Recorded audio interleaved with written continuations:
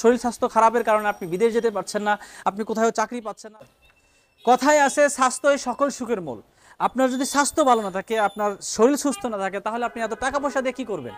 সেজন্য আমরা আল খেদমা natural care থেকে প্রাকৃতিকভাবে ন্যাচারালভাবে যারা স্থায়ীভাবে স্বাস্থ্যবান হতে চান, মোটা হতে চান, খাবারের রুচি বাড়াতে চান, তাদের জন্য আল খেদমা ন্যাচারাল কেয়ার নিয়ে এলো প্রাকৃতিক উপায়ে একটা ন্যাচারাল প্রোডাক্ট গুড বডি হালুয়া।